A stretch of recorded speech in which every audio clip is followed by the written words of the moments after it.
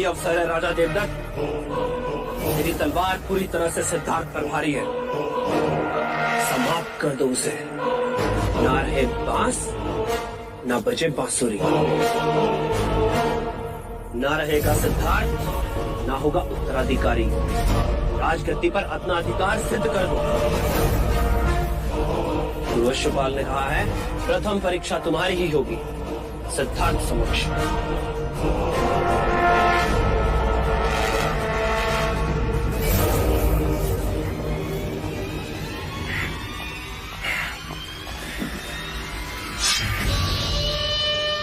अब तो ये तलवार सिद्धार्थ के रक्त से भीग कर शांत होगी।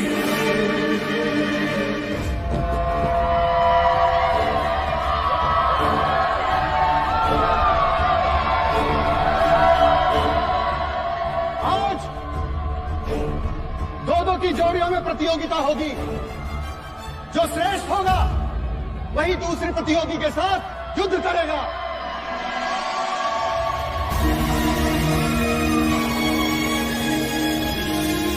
प्रथम चरण की प्रतियोगिता आरंभ की जाए।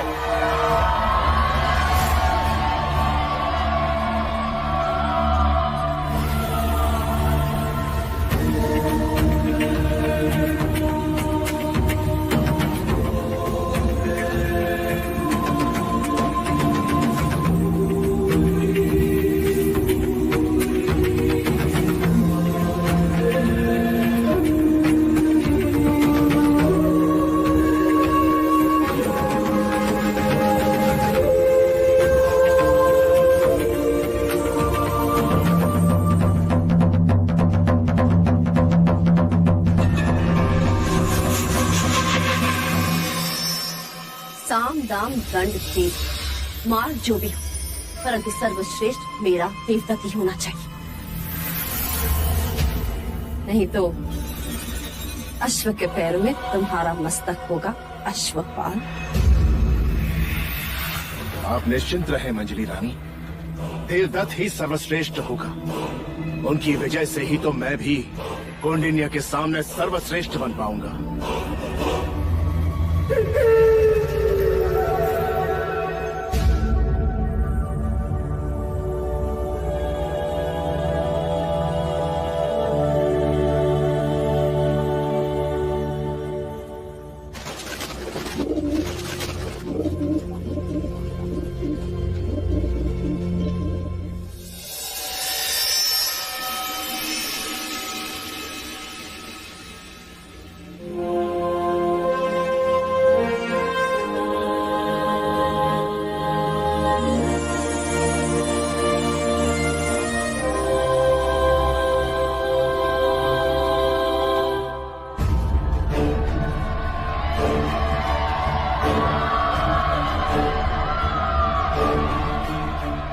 योद्धाओं का पूर्व परिचय देना पक्षपात होगा।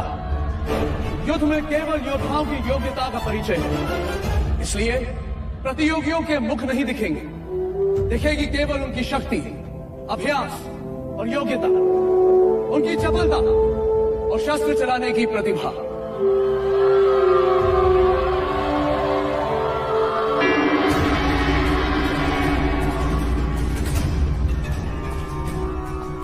अपने शत्रु को समाप्त करने की तैयारी कर लो देवदत्त। राजगद्दी और तुम्हारे बीच केवल एक तलवार जितनी दूरी है।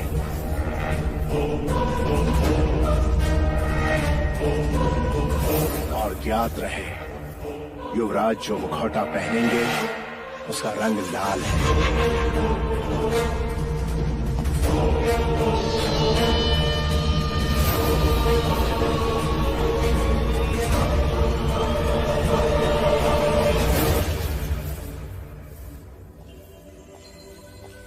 सिद्धार्थ, ये मुखौटा तुम्हारे लिए।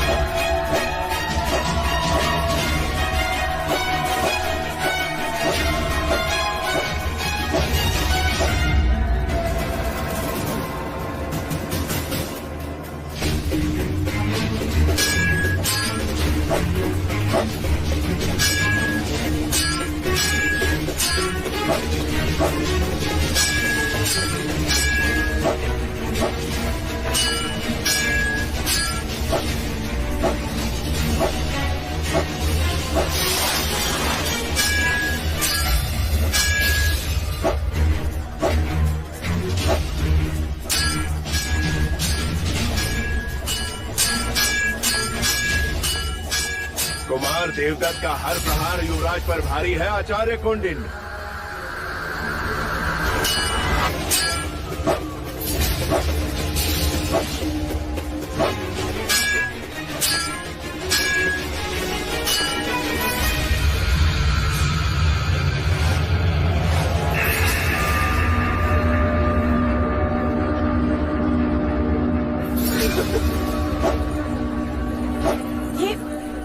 ये छल है। युद्ध में सब क्षमा है प्रजापति। किंतु यह केवल प्रतियोगिता है।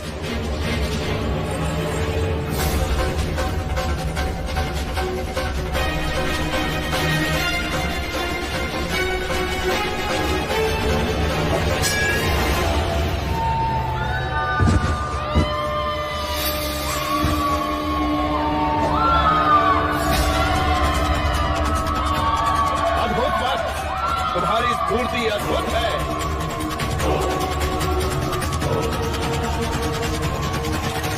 क्या कहना है आचार्य कौंडिन्य देवदत्त के बारे में?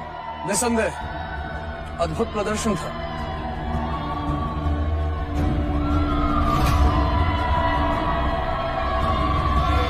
राजगद्दी और तुम्हारे बीच केवल एक तलवार जितनी दूरी है।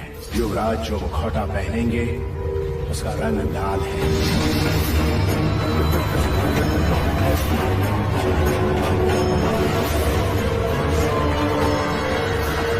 अरे क्या करोगे तब?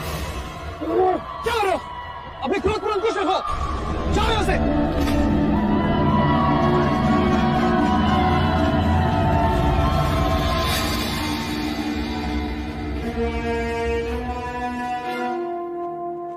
और आज की हमारी प्रथम प्रतियोगिता के विजेता है युवराज सिद्धार्थ।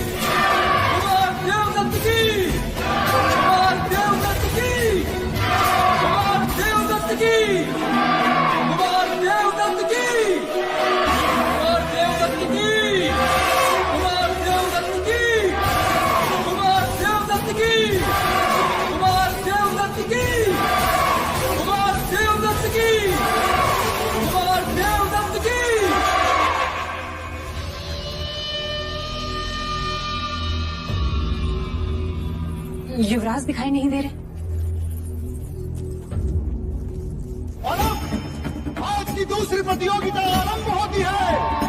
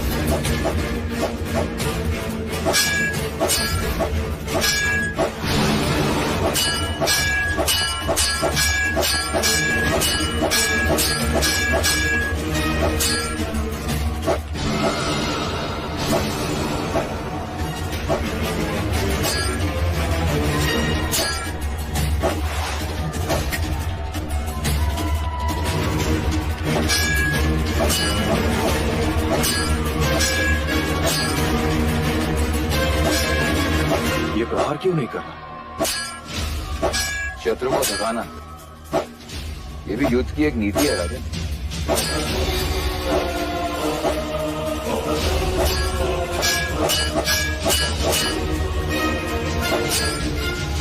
प्रतिवाद करो, ये परीक्षा है। प्रतिभा दिखनी चाहिए।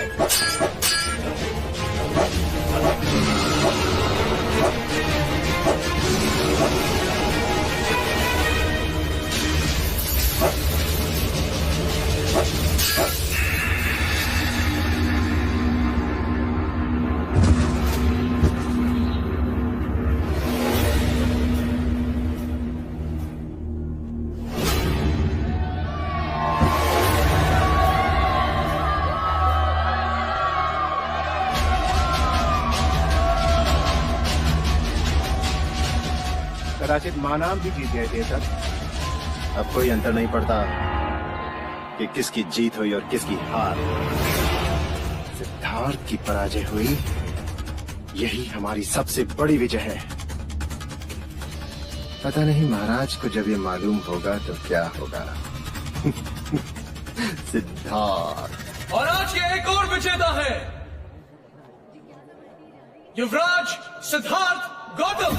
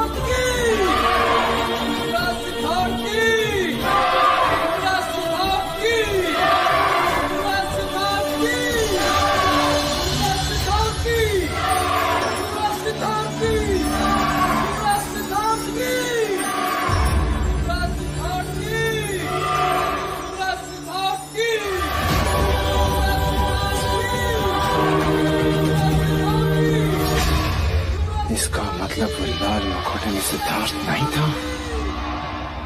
कपट हुआ हमारे साथ।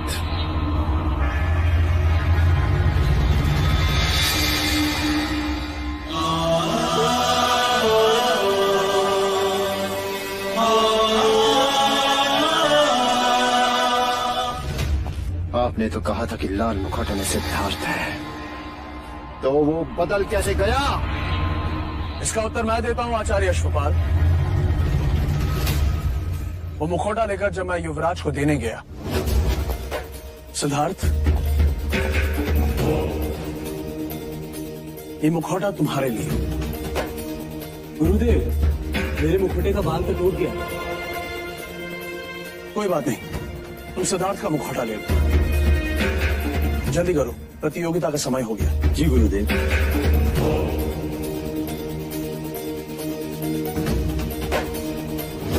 गुरु के लिए प्रत्येक शिष्य समान होना चाहिए। आचार्य अश्वपाल, कुमार देवदत्त के लिए आपका पक्षपात अच्छा नहीं। उस मुखौटे ने आपका मुखौटा उतार दिया है।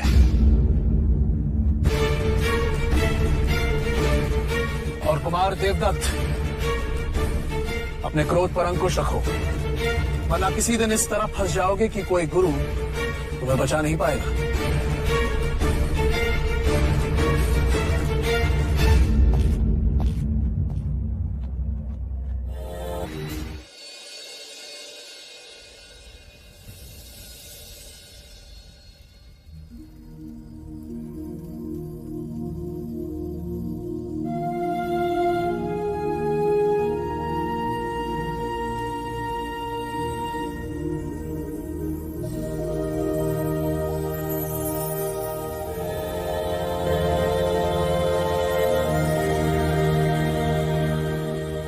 जिस तरह ग्रह से ब्रह्मांड का, हस्त रेखा से भविष्य का ज्ञान होता है, उसी तरह शरीर के इन बिंदुओं से शरीर की भीतरी परिस्थिति का संबंध होता है। जैसे नाड़ी परीक्षा से चिकित्सक को हृदय की गति का ज्ञान होता है।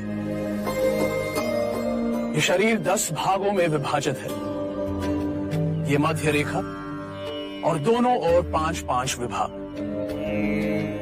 आज भी बड़े बड़े योगी चिकित्सक इस विषय पर विश्लेषण कर रहे हैं कि शरीर की पीड़ा का उत्तर स्वयं शरीर के पास ही है। हर एक अंग का प्रतिनिधित्व हाथ की हथेलियां और पैर के पंजे करते हैं। ऐसा कैसे हो सकता है? जैसे मस्तिष्क की पीड़ा को दूर करने के लिए आंखों के कोने की दोनों ओर 2 उंगली दूर दबाव देने से पीड़ा में राहत मिलती है।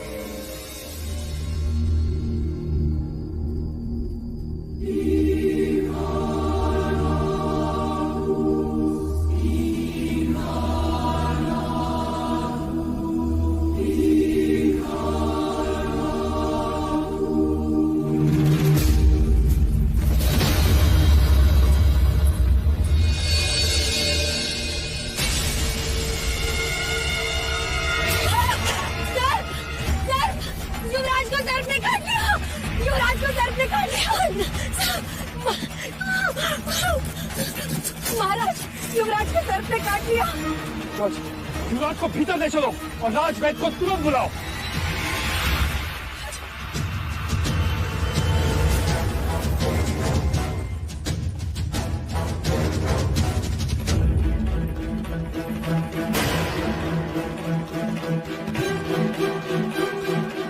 वैदराज, युवराज को सर्प ने काटा है, मैंने देखा।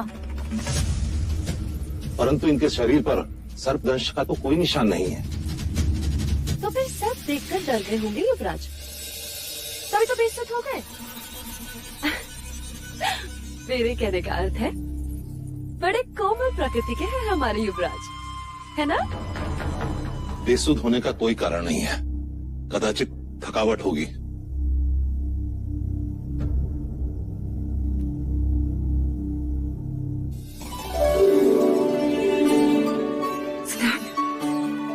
अब कैसा लग रहा है युवराज?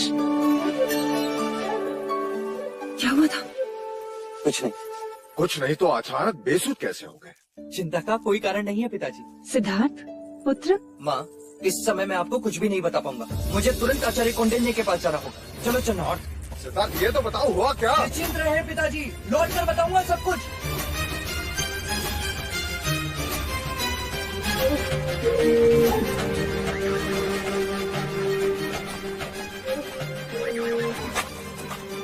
गुरुदेव। प्रणाम। गुरुदेव, मैंने मनुष्य शरीर के बारे में एक बात खोज ली कि शरीर के कुछ बिंदु दबाने से मनुष्य बेसुध हो सकता है। क्या? जी गुरुदेव, देखिए।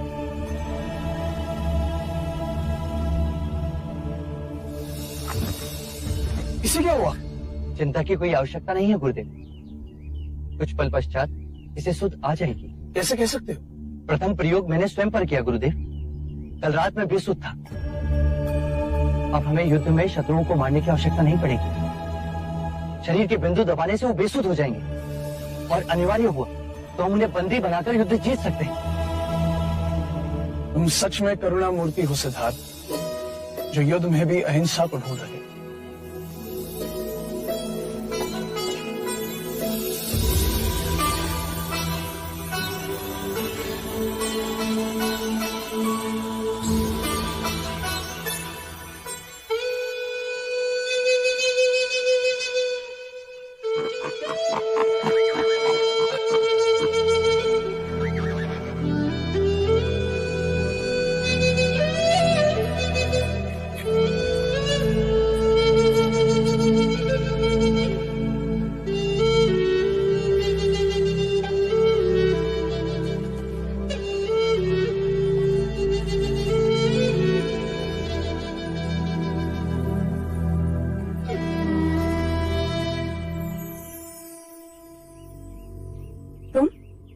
तुम कब आए? जब आप बांसुरी वादन में लीन थी। माँ, मैंने बहुत बार देखा है, जब भी आप आनंदित होती हैं या निराश होती हैं या जब स्वयं को अकेला पाती हैं, तो आप इस पेड़ के नीचे आके बैठ जाती हैं। आप क्यों बैठती हैं माँ? इस पेड़ में ऐसा क्या है? ये माया है, मेरी बड़ी बहन। इस पेड़ का नाम मैंने माया रखा है। इस पेड़ के साथ मेरी बहन जुड़ी है। ये परिवार का एक सदस्य है, बड़ों की तरह हमें छाया प्रदान करता है। ये जीवन भी देता है, पक्षियों के सुर में संगीत सुनाता है, मानो हमारा ख्याल रख रहा हो। जगमग है जिससे जग सारा, सत्य कथा पुरुषार्थ कथा।